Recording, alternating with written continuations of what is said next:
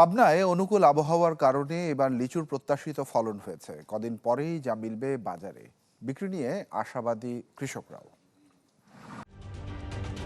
ঢালাইয়ে দৃঢ়তা, নির্মাণে নিশ্চয়তা। প্রিমিয়ার সিমেন্ট, ঢালাইয়ের রাজা। পাবনার এসব বাগানে সবুজ পাতার ডালে ডালে দোল খাচ্ছে লাল টকটকে লিচু। ইতিমধ্যেই বাজারে দেশি লিচু মিললেও ঈদের পর ভাঙা হবে বোম্বাই, মোজাফফর সহ অন্যান্য জাতের লিচু। লিচু চাষিরা জানান, এবছর মুকুল আসার পর থেকে তারা সেচ, সার, কীটনাশক প্রয়োগে গাছের যত্ন নিয়েছেন। আবহাওয়া অনুকূলে থাকায় এবার হয়েছে প্রত্যাশিত ফলন। পাবনার লিচুর চাহিদা রয়েছে দেশ জুড়ে, যা থেকে মিলতে পারে কাঙ্ক্ষিত দামও।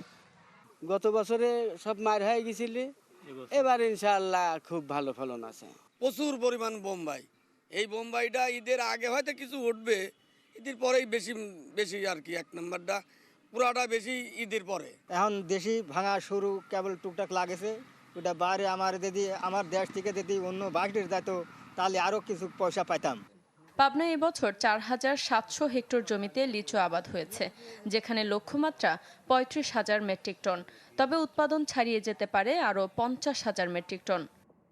এবছর ৪,৭০০ হেক্টর জমিতে আমরা উৎপাদন লক্ষ্যমাত্রা নির্ধারণ করেছি এবং আশা করছি আমাদের লক্ষ্যমাত্রা ৩৫,০০০ মেট্রিক টন ছাড়িয়ে ৫০,০০০ মেট্রিক টন উৎপাদন হবে এবং আমাদের লক্ষ্যমাত্রা পূর্ববর্তী হিসাব অনুযায়ী ৮০০ কোটি টাকা লিচুর বাণিজ্য ছাড়িয়ে যাবে। চলতি মৌসুমে পাবনায় লিচু থেকে ৭৫০ কোটি টাকার বাণিজ্যের আশা করছেন সংশ্লিষ্টরা। Desk report, channel 24।